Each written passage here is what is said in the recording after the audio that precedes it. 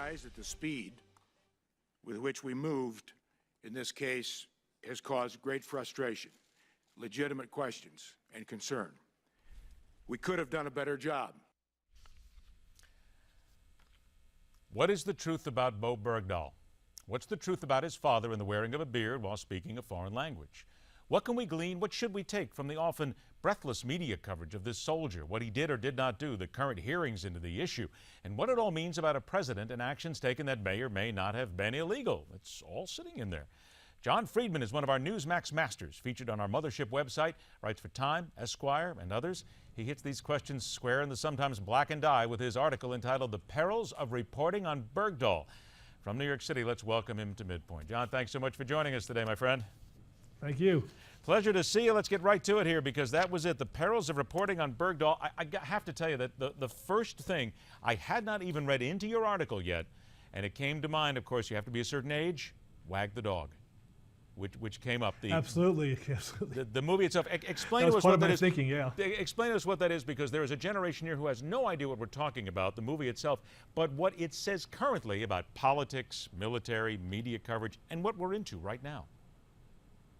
It means the media can create any kind of reality you want to have, whether it's this man's a hero, this man's a traitor, a deserter, this man should get our sympathy, I was scorned. It's all about what the media coverage tells you you should think. But that's just it, what the media coverage tells you you should think. It still is astounding here. It is sometimes as an educated man, and hopefully we speak to a much more intelligent audience, these are people who have the chance to find out what the reality is. Stop listening to all these different sounds that you hear. It's like a little trinket that gets put in front of your eyes, and actually do your research. But the media doesn't do a lot of research sometimes, do they? No, sometimes we shoot by the hip also. The question really is, what is your point of view on this story or any story?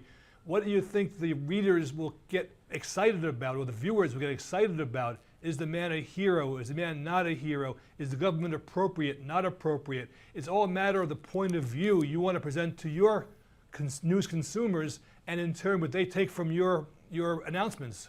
Tell us then, take us announcements. The Bo Bergdahl case, because we've heard so much here. So we're just inundated with information. Now we have information from a friend of his releasing notes, releasing journals, telling us more about his thought.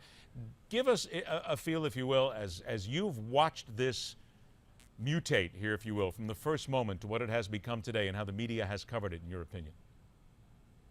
It's like catching a falling knife, because it keeps on moving all the time and changing shape and changing form and changing speed. And your first reaction may be your truest one, or it may change as well. The facts can influence you. You can not believe the facts. It's hard to say what's really real in this situation, because we don't know all the facts yet. We don't know what to think, but we know what to believe. The point of view of the media is X, Y, and Z. So of course, as a consumer at home watching television or reading the paper or the web, you're going to think, oh, of course, that's it. I agree, or I don't agree. What has been your opinion of how the administration has taken this on? Because certainly they seem to, in some instances, change the story here and there as the narrative moves ahead. Yes, a lot of damage control, isn't it? As it always is. I mean, I think the government is at the mercy of the media as well, because the media will tell the story as they see it and want you to believe it, and the government must react to what media people are saying, whether it's pro or con. It reflects on the president and the White House, the administration, and they in turn must react to the media too. Now, you're from a school of journalism here. Weren't we supposed to teach reporters to go for the facts first? Yes, we are. Yes, we are. But that's not always so simple, is it? No, because it's what sells. So let's look on the other side then, yes, from the president's side of things, looking at how they have handled it from the administration. What's your take on how they've come out? Because certainly they've told us several different stories, but how could they better control this? I think they need one message, to tell you the truth, to the media and to the public. And until things change factually, stick to that message. And because it looks like you're flailing otherwise. The media love blood in the water, whether it's the president's blood or anybody else's blood. They love seeing people at their mercy to a degree. We all know this, and the media will pounce. And if the media think the president is waffling or the administration is waffling, you can be sure that becomes an issue as well. Do you, as a scholar who looks at journalism all the time, when you watch a lot of these stories, certainly ask sometimes, why don't you dig in? Ask a harder question. I mean, there's been certain things that have come out now as Jay Carney has left the White House, where people keep talking about there's only a few that get called on, and some of them are softball questions. Wouldn't you like to see somebody ask a hard question every now and then, John? Well, did you watch Hillary and Diane Sawyer the other night? I thought on ABC. That was a big flack there as well. Why did she have tougher questions? Well, but let's be fair, too. Diane Sawyer did have a question and did kind of drill down a little bit on Benghazi, and in the minds of many got the former Secretary of State to admit a few things, and there were some inconsistencies here. But we don't see that enough, do we? Brian Williams and Snowden a couple weeks ago on NBC, same criticism. People either love it or hate it based on their point of view. They'll think he did a great job or a terrible job, depending on your point of view personally about the issue. Okay, so let's take this now. We have the perils of reporting on Bergdahl. How does it then, let's go to the VA hospital now, which has gone on, the VA scandal, Yes. which has gone on now for some time. What's your opinion of how this has been covered? It's been covered late, but pretty well lately. I mean, obviously the media are late to the story too, but I think they're digging in and they're trying to get to the bottom of things and how these military veterans are not being treated as well as they should be. And I think people are trying to get to the truth here.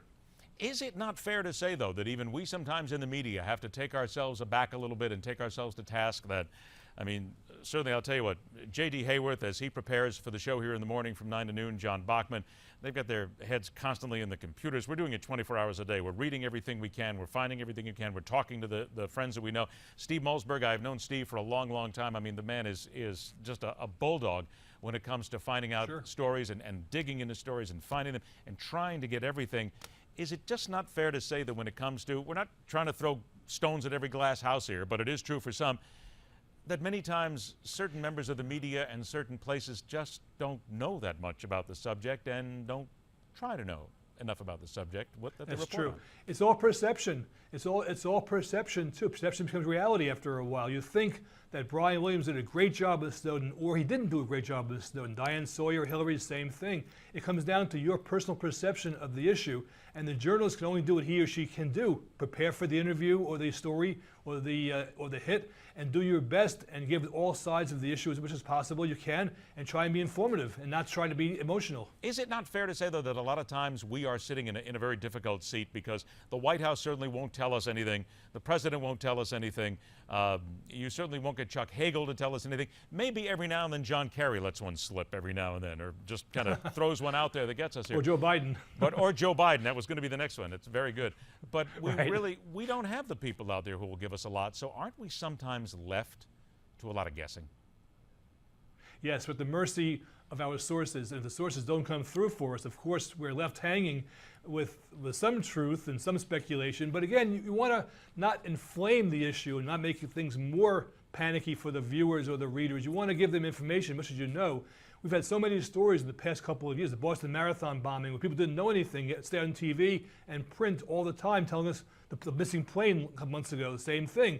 We don't know it with the facts, but we'll still try to give information, and sometimes it can be dangerous. You're right. Is one of the other dangerous things here that, I mean, we certainly see on the Newsmax website, your article and so many others, these are serious journalists. These are people who are dedicated to what is journalism, and hopefully that's what we're here at Midpoint to do, take that into the next level and try to at least bring that back a little bit to some television news here.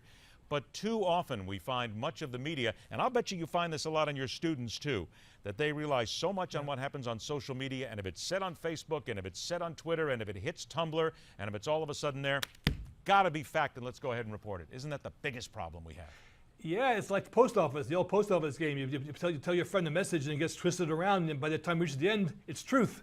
And it's the same kind of thing now with Facebook and Twitter and social media. It's really the same issue, is what do you believe? How can you believe anything? You've got to get to facts and information as much as possible, and not speculation and not hysterical speculation where you make the issue bigger and crazier than it already was. I got about a minute left here. Your next article on Newsmax, Hillary Mania. Yes, Hillary Mania, right. Now tell us about this, the because idea it seems being she's trying to control things Hillary, a little bit.